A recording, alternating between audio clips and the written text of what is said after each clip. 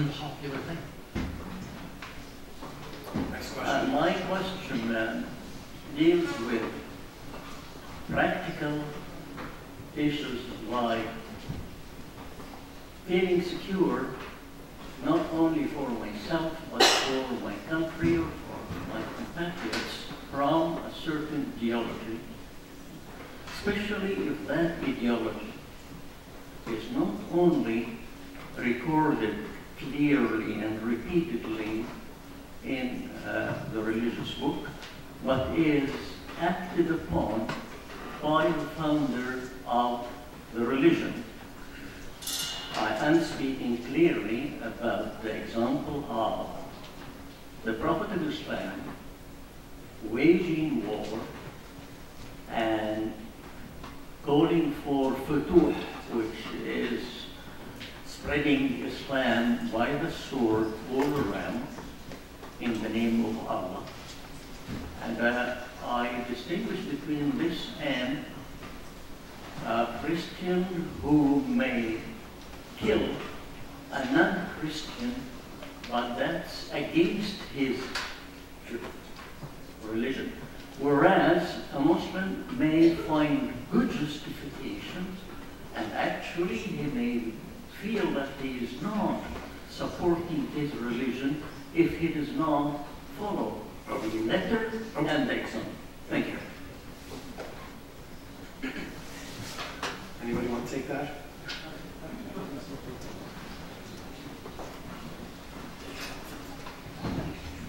There are definitely, the Quran definitely has violent verses. I read one before. There are many of them. And indeed there have been efforts to ban the Quran, in particular in Calcutta in the mid-1980s. These very serious effort to ban, under Indian law, the Quran as the law of hatred. It failed, of course. Yes, they're there. And they need to be understood in a modern way, as allegorical, as outdated, as abrogated. For example, there's one strain of Muslim thought coming from the Sudan that holds that the Meccan verses, which tend to be cosmological, are of all time, but that the Medinan verses, which tend to be far more specific and far more aggressive, were from Medina alone and have no bearing on Muslims today. It's not a point of view that has acquired much of the following, but it's certainly a plausible one.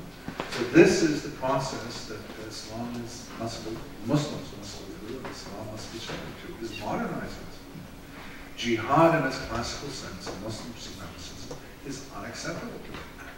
But the Quran is there, Islam is there. You can't just pretend it isn't. You can't wish it out of existence. It's there.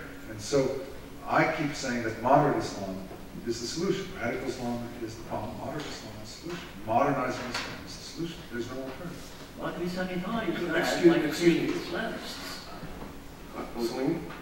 Yeah, here's a matter of exegesis that is being raised, and I have somewhat of a slightly different reading of it than what Dr. Pike has shared, so I'll share it with you. The Quran is in Arabic. It addresses the people. It doesn't address the Arabs. And when it talks about infidels and pagans and believers, the words that are used are generic words. If somebody arrogates and appropriates those words, then it's a question of who are those people. So here's an example I'll give you without getting into too much of a detail. An example that I lived through in my own life as a young man. In the 1970s, the Pakistani military and the political leaders engaged in a genocide that led to 3 million people killed in East Pakistan, 10 million became refugees, over 250,000 women were raped by the Pakistani military and their allies among the Islamists. And the neighboring country, India, the leaders of India were watching the situation unfold. It was the biggest genocidal act taking place since the Holocaust. The West was in full embrace of the Pakistani military, the Pakistani leadership. And there was no movement at the UN or anywhere else on the question of what to do as this genocide unfolded. Mrs. Indira Gandhi, to make a long story short, eventually sent in her army into East Pakistan, defeated the Pakistan army, took the Pakistan army, over 100,000 soldiers and generals and officers as prisoners of war, liberated the country, and then left. The Indian army withdrew. Now the question is, who is the infidel and who is the believer? The Pakistani army were a Muslim army. The generals were Muslim. The president was Muslim. The people who were being massacred were both Muslim and non-Muslim. I walked through the killing field. I remember it vividly. And Mrs. Indira Gandhi was not a Muslim. But who acted as infidel and who acted as believer? In 2002, we, Canada, participated with the Americans in liberating Afghanistan. We went in there to save the people from the Taliban, to rout the Al-Qaeda, to chase. We couldn't find Osama bin Laden. He escaped through Tora Bora. The question is, who were and are the infidel and who are the believers? The Islamists have made the argument that they are the only believers, as if God is speaking to them only. They have arrogated that position. And so any gentleman who stands up, or any lady who stands up and says, this is what the Quran speaks, without understanding what is the Quran saying and how the words are being used, can either be in the trap of the Islamists or can get themselves mixed up and reveal their own bigotry. God does not choose. God does choose between a believer and an infidel. And a believer is somebody who acts justly and rightly. And on the day of reckoning will answer.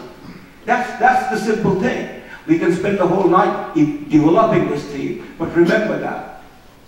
So when Osama bin Laden says he's the believer and all of us are infidel, ask what is his belief that makes him a believer? Or for that matter, as I have said, Ayatollah Khomeini, he claimed that he's a believer. And all of us are infidel. For me, Ayatollah Khomeini and all these Ayatollahs, the grand reflections of the infidels, with power, that's all.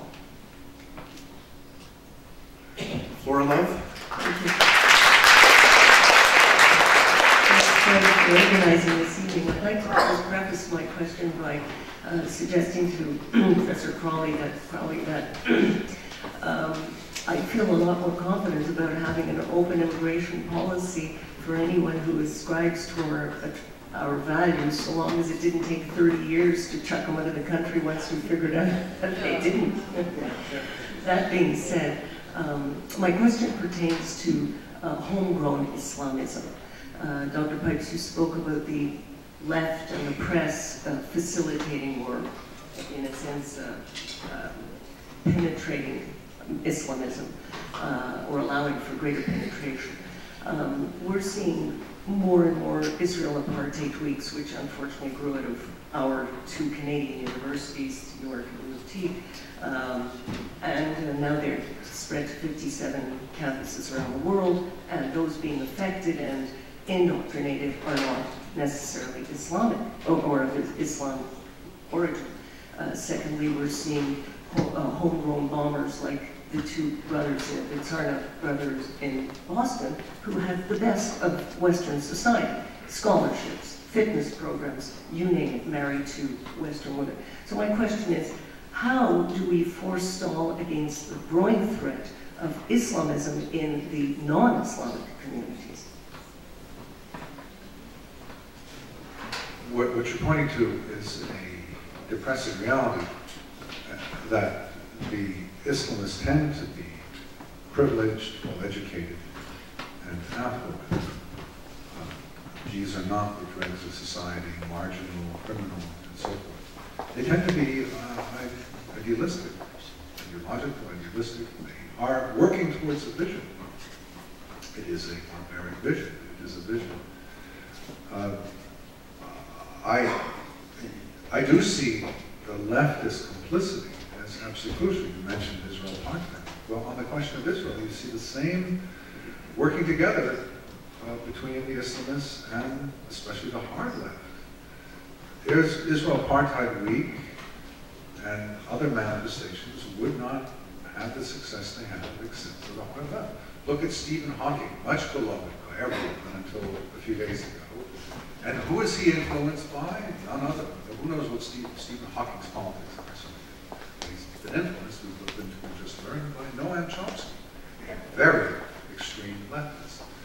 It is the left that's working with and bringing the Islamists and the Israel fanatics into the white society.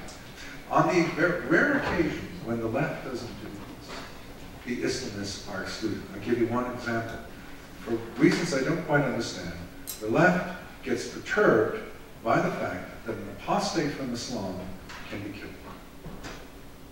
That annoys the left.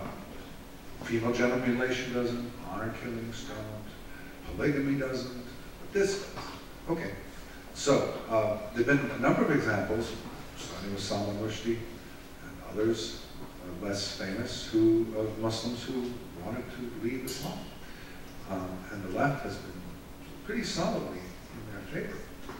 And the Islamists have been in retreat, found excuses, and mumbled, and blamed it on Western colonialism. So if only there can be solidarity, if only the left will see that this is a scourge, then the Islamists will be weak. That's a tough order. But it's not impossible. I'll give you one example. Pim Fortuyn was a communist, gay professor of sociology in the Netherlands who realized that his way of life would be impossible should the Islamists take over, and so he became a political leader. He was murdered by an animal rights guy. But he realized, and there are others who realize this and who turn against, but they're a small minority.